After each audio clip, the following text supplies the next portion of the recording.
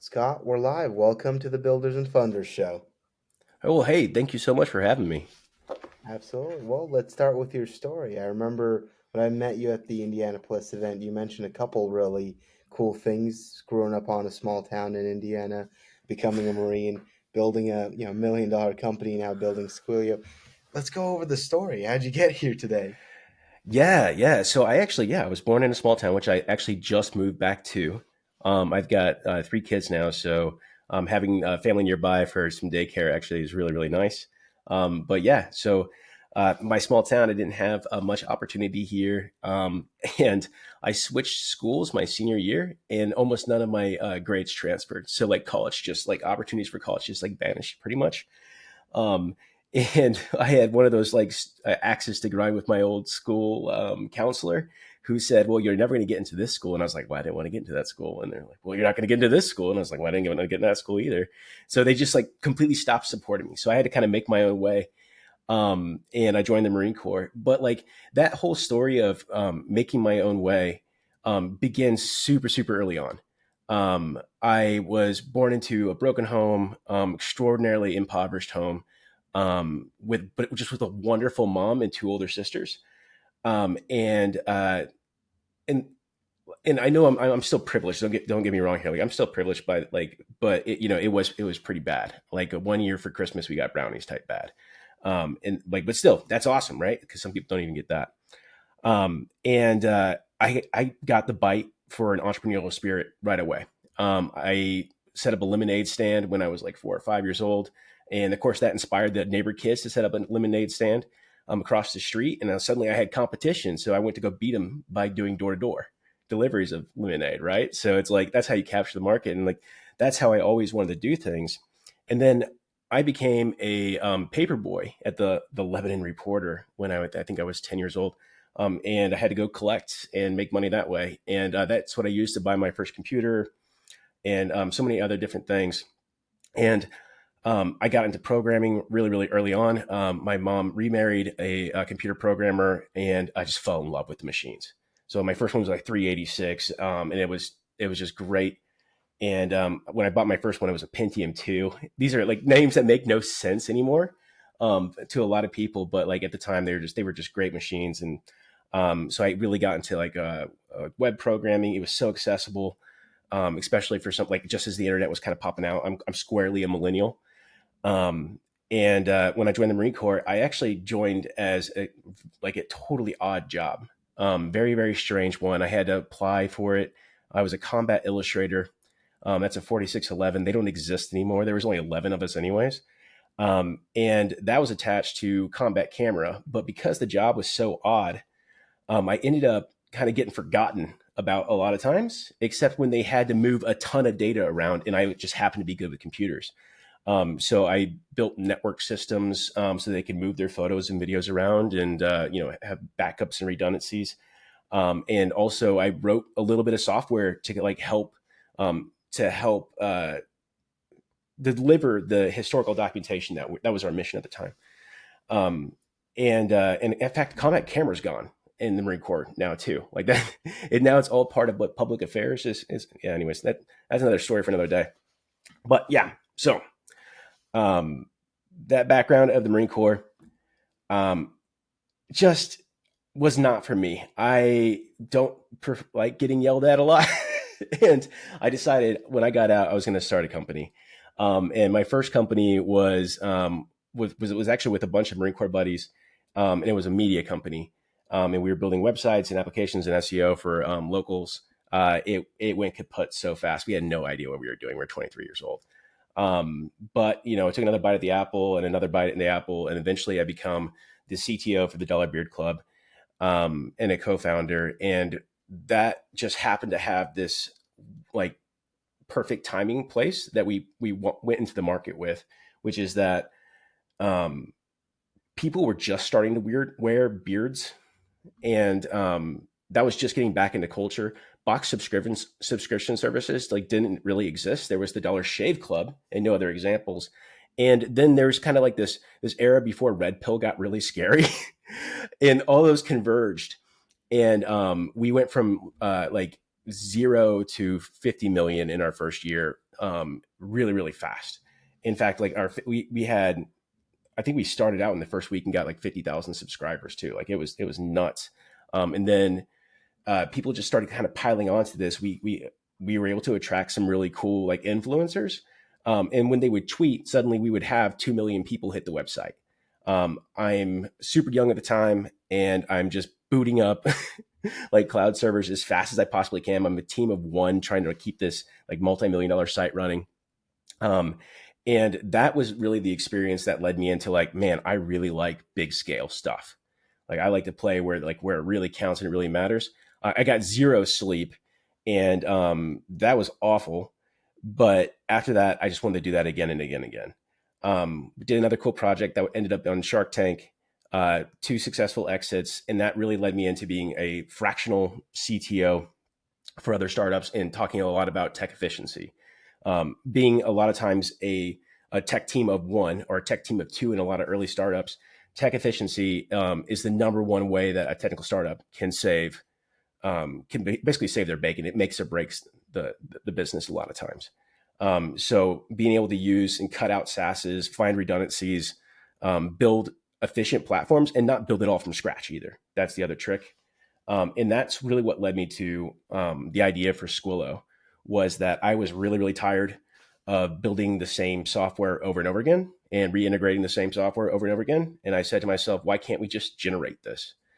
So that's what Squillo does. And we generate bespoke enterprise apps, automations, and integrations through a really innovative new technology that took me about 10 years to craft.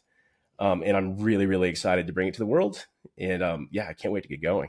I know that was a really long answer to your first question. No, that's incredible. And Squillo's fundraising, by the way, if any venture capitalists are listening. But you mentioned, so you're out of the Marine Corps. At least you're with your Marine buddies. You're 23. Started as SEO, like this media company that's doing websites, SEO, and you kind of mentioned you kept trying and trying, trying, and after some time you got to the company that took you from 0 to 50 million. But there was that period.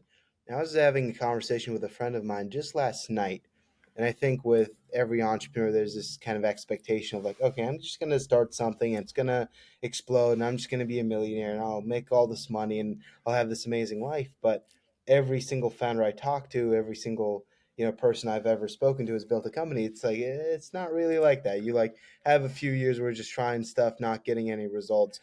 And I think a lot of people talk about the successes, and we'll get to that. But tell me about that, about those bites at, just like those attempts at trying to build something. Tell me about those failures and Oh my how goodness, long you were yeah, trying for. yeah, yeah. You've got to like. There are people who are like cut out to be founders. Like I was cut from that cloth from the get go, and it doesn't mean that you can't be a founder and like feel that way. The weird trait that a lot of founders that I've met um, share is that we just love eating glass for some reason. I'll never understand that. Like why we love adversity and need that in our lives. Um, like why that makes us perform at a different level than we normally would. I couldn't tell you what that is. I hope some psychologist studies that for sure. But like for me, yeah, oh my goodness, it would a lot of times what would happen is an idea would come to somebody and it would sound great, right? And when you're a certain age, ideas do sound great and they sound grandiose. And like just like you said, I'm going, oh, we're gonna make a lot of money, and oh, this could be really cool, and everybody gets really excited, and then you forget about all the downsides because you've really never challenged the idea. So we had one, and it was so interesting. It was a convert like this is something that's actually a theme through all my startups is convergences. Convergences in the markets. That's how I find opportunities. I love them. Like just like with Dollar Beard Club. And we had one, and it was taking off from the medical marijuana space, and social media at the same time were taking off. And so we said, well, what if there was a way for people to be able to find these medical marijuana dispensaries in California, but also have like a social media presence that they could talk? This is before Groupon came out, but we had a thing called Cronpon that was basically ends up becoming like the idea behind Groupon. Is just obviously they didn't take it from us; they never saw us. But and it was interesting that we launched that application, and we got members, and that was super excited. People just showed up.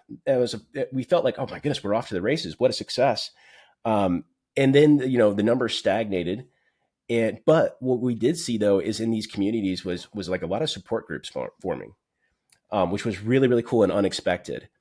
And that's something else that happens again and again in a lot of these like early startups is like people always talk about pivoting, and that's kind of where those a lot of those pivots should be kind of driven from, is that like, okay, we have this support group network that's forming and this thing that we were thought was going to be this, but it turns out that the market wants to use it like this. um, and so we let that go as long as we could. We just couldn't figure out a way to monetize that.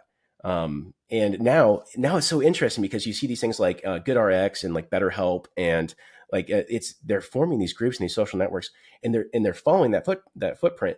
And I always wonder, it's like if we had pressed a little bit harder, if we had a little bit more vision, or maybe it was a leadership thing, or maybe it was experience, could we have pushed it into one of those products and been one of those billion-dollar companies now? And yeah, I kind of feel like there's something about like really good ideas that end up becoming billion-dollar companies, like unicorn companies, is that they end up becoming obvious, right? Like, how obvious it was that people are going to want to talk on the internet, right? Or how obvious it was that they were going to want to watch 5-second videos, I guess, like, but it feels obvious now, and like that's, yeah, I think that's what I've always. That's how I when I look at an idea now, that's what I look at is how, if I heard this idea today, how obvious would it be? And that's how I start measuring that. And then I read an incredible book a couple years back that I just loved. It was called The Mom Test. In fact, the author of the book will narrate it in the audiobook format too. So if you're short on time, it's a fun book, and the author is really fun to listen to. He's very, very excited as he talks about that stuff, which is like how I am too. Very, very excited to talk about things. But in the Mom Test, he has this idea that like you ask people questions without trying to lead them to a response, and that's how you can figure out if an idea is good or not. Is because like if you went to your mother per se and said, "Mom, wouldn't it be such a great idea to do these things?" She'd be like, "Of course it is, dear." And having such a supportive mom, I totally related with that. Um, but if you can get your mom to be like, "Yeah, I'd actually pay for that product," and she would actually pay for it, and not just because she likes you, that's how you know you're like onto something. You got something sticky and that has traction. Interesting. You mentioned so you're building this thing, and people are starting to pay attention to it and come together, but you couldn't really find a way to monetize it. I always like to ask when to pivot versus persist, and you said something really interesting of like, most ideas, when they start out, they, they could become $1 billion, but sometimes people, the founders behind them, just don't push enough, and there just isn't as much maybe vision or leadership, and they're just not really aggressive like maybe the founders of a lot of these early stage companies are that do end up becoming, massive unicorns and decacorns. If you're a founder today and you've got an idea, it's something that I've always wanted is like, for example, with my friends and I, we used to build stuff all the way back to when we were like 13, 14 years old. I remember GPT-2 came out in 2019. We're still in middle school, and we started taking the API and trying to build like a fitness assistant. I had a friend who was, he became an amateur boxer later on, but at the time he was training MMA with like pro fighters. And we're like, oh, like it wouldn't be cool if like you could just like email back and forth, or like WhatsApp, or like Instagram DM AI, and like that they keep you accountable and you can like track your workouts. And sure enough, that idea became $1 million idea. Now there are companies that make millions. We didn't because we were like, oh, we got a couple users, but they're not really paying and they're not really using it actively, and we just kind of shut it down. And then we had so many other ideas where we saw the same thing. So if you are a founder, you've got an idea, maybe you got a few users, maybe they're even paying a bit of money, but you got churn, you got all these problems. You're just thinking, oh man, the grass seems so much greener on the other side. There's this idea that might actually be better. What do you do if you're a founder in that stage? Do you just tell yourself, shut up, just keep going? Like, what would you do now with all the information you've got? Man, okay, so that's a really good way of looking at things too, and this is actually really key to me. Like in groups of founders, like especially if I'm co-founding a company, is that when that happens, when you say, "Oh wow, wouldn't that be cool?" and it feels obvious, there's a chance though that the way that the user or the way that the market's going to treat what you're building is not how you intended it. And every single time that happens, you need to have a campfire between you and your founders about like are we still all as excited as we were about this new direction that we're going to go? Because a lot of times that's not the case. You'd be really like it's surprising how often, to me at least, that this happens. Is that, oh, I'm really excited about this direction, but my co-founder actually isn't at all. And maybe this was the direction I always wanted, and and just so happens it's that way, right? And then that's going to cause strife. And something, there were some statistics that I've read once, or heard somewhere, and who knows if it's right or wrong, but that most startups fail from co-founder disagreements, right?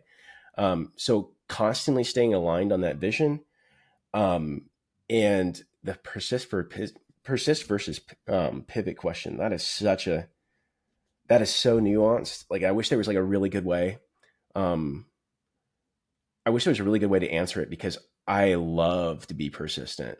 Like, if I know I'm right in my soul, like I'm right.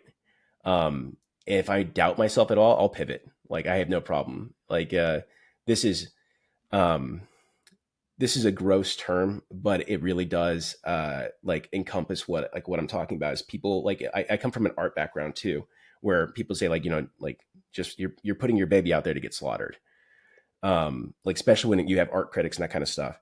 And so it's like, if you're too attached, if you're too attached to something, you're gonna miss opportunities if you're trying to force something. But if you're right and you feel you're right, stick to it, right? I mean, that's what I would say.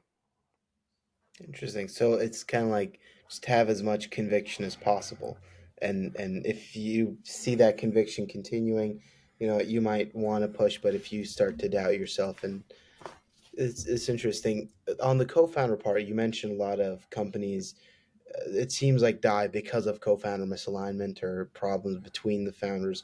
I've personally had this where as I mentioned, I've been building stuff since a very young age with friends, and you get disagreements and you get people who want to go different directions, and I've always wondered, how do you handle those? Or I mean, is it, I've always wondered how to get a very successful, like, had to have a business partnership that lasts decades, like some of these founders have. Like, what do you think, in your experience, makes a successful partnership different from a lot of the, more often not failed ones? Yeah. I mean, it really does come down to it's conflict resolution, right? And conflict resolution is solved by leadership. And if you if you're the leader on that team, then you're in charge of resolving the conflict. And if that co-founder disagreement happens, then it means the leader wasn't right for that project. And that's really what it always comes down to. And like, that's why I always believe in that too, is taking personal responsibility for that type of stuff. And I have had co-founders that I've worked with for a decade.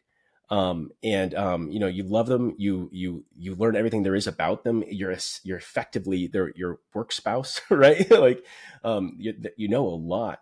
And even the group of Squillo, we've known each other. Like, some of the co-founders, we've known each other for 5, 6, 7, 8 years. Me and Dave, the another one of the co-founders, we actually met during the pandemic lockdown, and we were out walking our baby strollers and just bonded, became friends. And then I was like, hey, I'm trying to solve the integration market. I got a really cool idea. And he's like, about time somebody did that. I've got ideas about how to build a company around that. And he said, boom, let's go. And yeah, um, developing those friendships, you can be co-founders with people you're not friends with. Um, and sometimes that can be a little bit easier. But honestly, I think that being friends is a good place to start, because you'll have each other's back no matter what. And you know that before you get to those first big questions where you wonder, okay, is this person actually going to have my back during this really challenging time? And if you're already friends, then you should have already known. You should already know that answer, which can be a little bit easier. Interesting. I also want to ask you, so you mentioned you go from 0 to 50 million, you're building a successful brand. What I've seen and what's happened to me as well is a lot of people often start pulling you in many directions. So customers, investors, partners, employees, they start getting all these ideas, and everyone's throwing feedback at you and saying, "Oh, you should do this. Oh, you should also add this. Oh, you should do that." And there's all this information coming your way of what you should do. And often, if you execute all of them, even if that's just come from customers, you're gonna end up getting super distracted, and you're gonna have to pivot. All these things happen. I believe that a lot of the great founders I talk to always have like a feedback filter of how they kind of go about filtering the feedback and choosing what to execute on. I want to hear about how you personally do that with companies you've built in the past and are building now. How do you filter out and weed out the good feedback from the bad, and how do you execute on it? That's a really good question. Like that's a really, really deep insight, and I think that's by the way, that's always what's blown me away about you ever since I met you just a few weeks ago, or about a week ago. It's like, man, you're on it. Noise versus signal. Um, yeah, you're right. Especially when you're young, and you're in a position. I was a young CTO, right? At a company full of like bearded alpha males, right? It's tough, and even though I came from this Marine Corps background, um, like people trying to push those ideas, you've only got so many hours in a day. And I think the golden rule is like kind of see something, say something, which is like, hey, if this idea is garbage, you need to say it quick. Um, I People always fall back to talking about Steve Jobs, but he was really, really good at that. He had very explicit words to describe that, which we probably won't put on your podcast.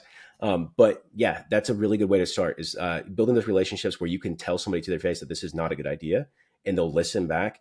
That relationship, that culture is so, so important. And that's the very first part is like the best case for the best way to prevent the whole noise and signal conversation at all is to have that relationship where you don't need to get there, right? Like preventative is the best way to start. But then after that, it's gonna pop up. Um, it's all about it's going to be a lot about listening very, very deeply. And then me as now as a computer scientist is somebody who would go out and I would do experiments. I would go like, why not poll? It takes a few minutes. Why not ask a couple people? Why not, set these up? And people get tired of me asking questions actually. Like, oh, ask me, hey, how do you feel about this? And I think yeah, information is your friend. So, yeah, I think that kind of answers what you're asking. Hmm. Yeah. Now, Scott, are you familiar with the book The Alchemist by any chance? The Alchemist. Now I'm gonna put that on my reading list, though. It's an incredible book, but I was gonna say I won't spoil much of the story for you, but there are many moments where the kind of main character Santiago has these things that people tell him that completely blow his mind and change his worldview. Now, in my experience, when I talk to folks who've built successful companies, they often have some contrarian beliefs, or they challenge a lot of conventional advice in ways where when you hear it, it blows your mind. And so I want to ask you, what are some things that you believe that a lot of people in the startup community wouldn't agree with, but that have contributed to your success greatly? That would be a paradigm shift or like a mind blowing thing for someone else, a young founder, to hear. Yeah. Okay. Like I've got a couple of contrarian positions right now, actually, and some of them are pretty vicious. So I guess we'll get started. One is AI is not what it's cracked up to be, but I get to use that as a tool. That's my advantage right now is that people have created this Gen AI hammer where they're trying to make everything a nail, and because they're going to miss, and I'm going to have something better for those other solutions. That's going to be what wins. So that's contrarian position number one. Contrarian position, especially for startup founders, number two, is that a lot of incubators and not to like dish on them too bad, but a lot of these groups have now turned this into a group of mediocrity. It's a manufactured line of startups where it's become a service industry. So it's not focused on building great companies anymore. It's about like status quo.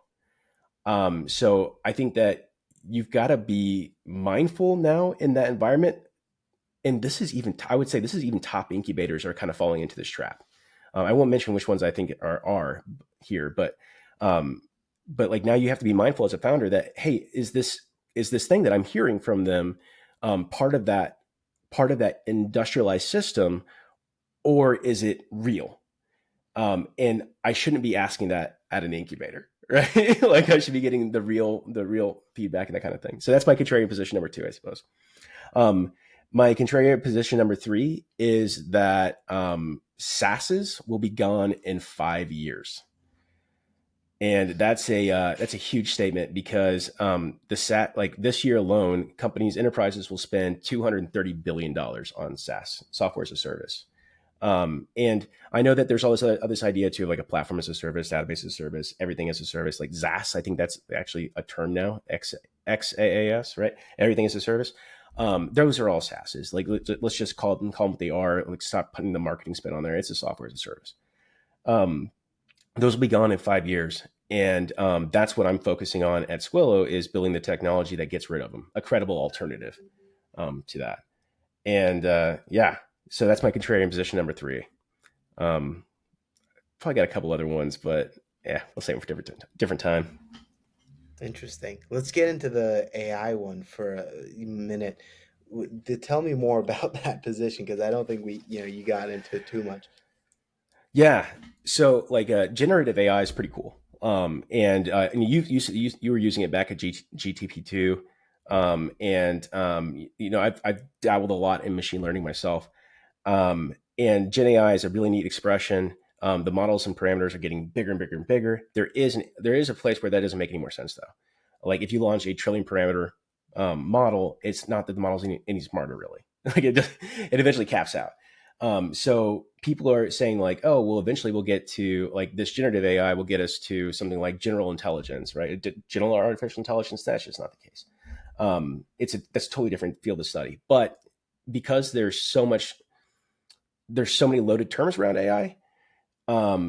It's really, really hard for the influencers and the thought leaders and that kind of stuff like that to really untangle them. And that's actually causing a lot of problems throughout basically the entire world right now. Um, and I had something else I was going to say about that that was kind of interesting, but it just kind of slipped my mind at the last second. Oh well, if I think of it, I'll bring it back up. But it was about hmm,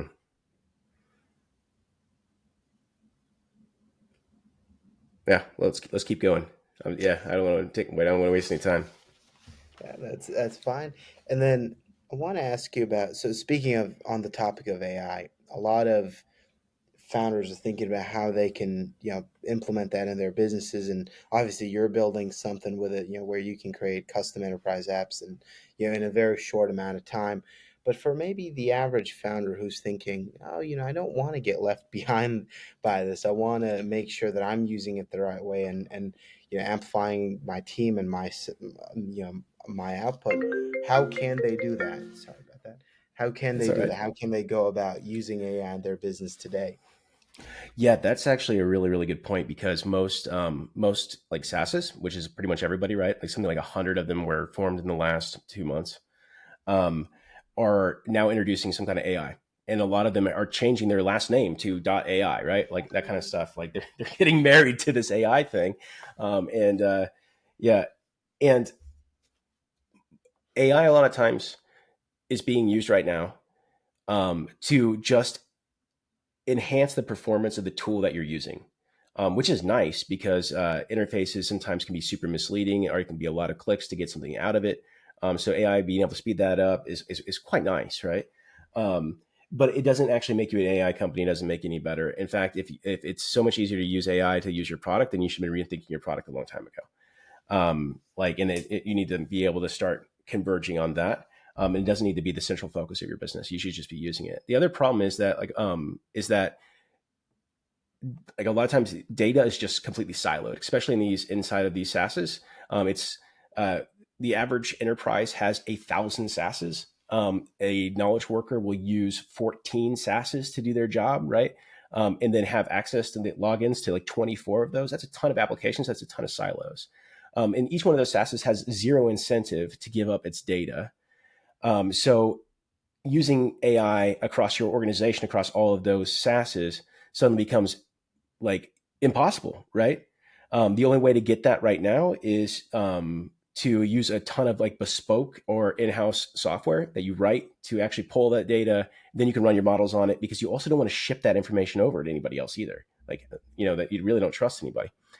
I'm not answering your question at all. I'm kind of going into my own speech, but that's really what it is like data, like so many businesses in the near future are going to be more data businesses and not like software as a service, not a dashboard. It's going to be a data business. And that's because that's what we need. That's what we need to stick into our models and that kind of stuff. So that's really what, um, so startup founders, business people are starting business right now. If you're listening to this and you're running a SaaS, I'm not trying to I'm not trying to yuck your yum. SaaSes make the world go round right now.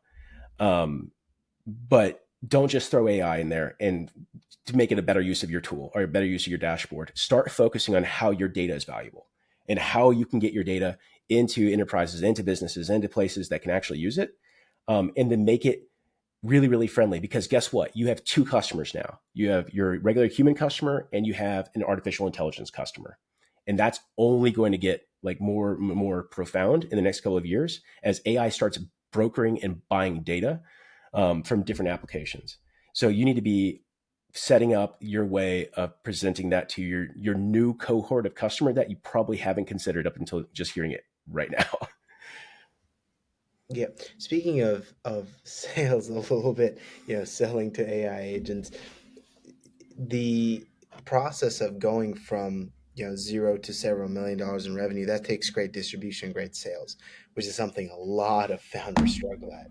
Now, I know Oh yeah, your role was more technical, but I do want to get into some of the maybe lessons from the distribution and growth strategy that got you guys to that point, and what kind of really like practical bite-sized lessons that a yeah. founder listening today can take to better distribute, to achieve better distribution, and then put together a better growth plan for their own startup.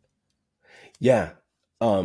Beard Club was an awesome startup in a lot of ways because like we had a really charismatic leader. Um, and then on my side of the technical role too, like being able to say this is possible, that's not possible, and then be able to build the technology that made this entire thing seamless and actually created those conversions. That does is how you get like that's how you scale that first dollar right to 50 million. But some of the things that we did for that particular one was we started with like Facebook quizzes, and just built a huge list of people who were interested in beards or growing beards or beard products in general, and a lot of people didn't even know that those things existed. Just Um, by the way, Scott, just to get this right, yeah, so it's like you create a quiz and then you like put it on Facebook, and like it's like just a quiz about someone's beard, basically. yeah, effectively. Like, and then like beards that you may have seen in different movies, or in that's a lot of times too. You can get people started too. Is you show three people with beards in different movies and like have them select something that they like. And there's all these different ways. In fact, we had an incredible person who was really, really good at this. And he set up so many of these different quizzes. His name was Farrell. Um, and building those that initial list and getting that much interest proved that we could go out and find those dollars later. Right? That's traction when you build those huge lists. And founders will build before they ever discover traction, and like that's like especially technical founders, this is the thing that we're always guilty of. It's like, oh, I'll build it and they'll come. No, start. I always call this paper processing. So you start by like, how would I do this with paper, and then go out and do it with paper. And if you can do it with paper, then you can automate it and you can turn it into a real system, right? You can do it with software. um, By that's paper, do that's you mean like as like a service, like you do kind of things manually more and then automate it? Is that what you mean by Yeah, paper? 100% manual first. Like you haven't built any software about this. Maybe you're using things that already exist. You can even use other people's SaaSes at the beginning too. This is really that's what people always forget is like, hey, like what is they say like good artists borrow and great artists steal. like that's kind of the concept here is that you can like, hey, find out if people who like really like Figma and really like this other tool, and find out if they like that working together somehow, right? That manual process, and boom, now you have traction. They do actually like that process. Then you can start building a business around that, and then building the tech around that too, and crafting the experience. Like do like data driven insights into your product development. Okay, so we talked about Facebook quizzes was a big part of it. And Yeah, then the second of your tip was also don't get straight into building. Just like do things manually at first, just see if people are willing to pay and it gets traction. And then, you can go out there and build later on. Now, what are some other things that you guys did that contribute to that growth other than like maybe Facebook quizzes? Oh, one was just a killer video. And like at the time too, like this is so like we straight up dropped the F bomb in a commercial, and it kind of like and uh they bleeped it when they did it for Dollar Shave Club. They bleeped it when we did it. We didn't. Was this on Um, YouTube? this was As on well? YouTube. Actually that's how we were like we were already on Facebook. We were already on these different like media like online media channels. We were doing this a totally different way than like the big boys were doing it. Um, and like so it allowed us to be a little bit more expressive in a way that really hadn't happened yet. Now, now you turn on any commercial or you turn on anything like that on YouTube, and like, yeah, you're going to hear those words, right? People are like, they love that shock value. Um, but like, yeah, so it was about trying to find, yeah, being contrarian a little bit, showing somebody using some shock and awe, showing them that like, hey, you don't have to settle for status quo, and that was part of our audience too, is people who didn't want to settle for, like, they didn't want to have to shave every single day, like they don't have to shave to go because the boss says you got to shave type stuff, right? Like that.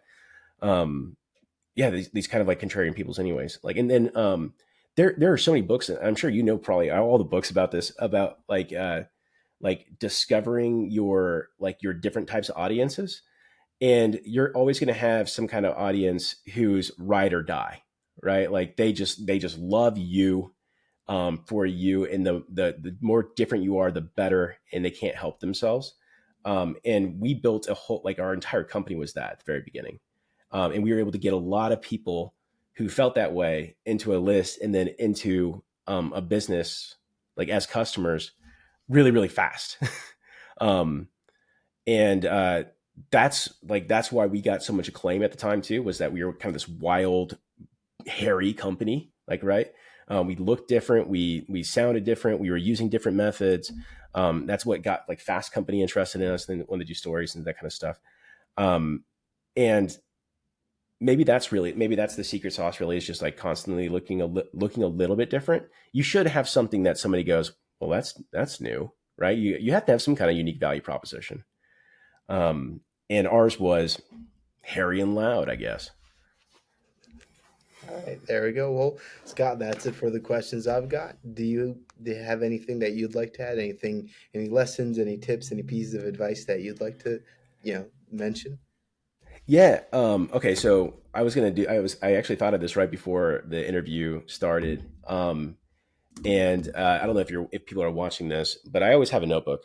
Um, Even though I live and breathe computers, and I've written my own programming language and like all these things, I like pen and paper, especially in an interview, because just like, even though me and Burke aren't in the same room right now, having a computer between you can completely dissolve that experience, and that closeness and that connection. And having paper in front of you means that like you're always present. Plus, it's really good for like writing things down as you're taking these notes. It's one of the number one things I see with with founders, young and old, is that they're using a lot of technological crutches, when pen and paper really like would like have, they've always worked well. So have them use all the tech you want, I've but actually got my also notebook have pen here and as well. paper.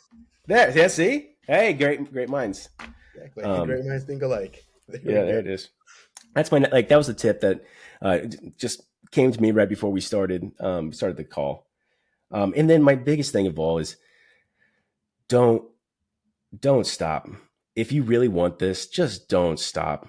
Um, like, you're going to fall down a lot. You're going to eat glass. You're going to have to do it and smile occasionally.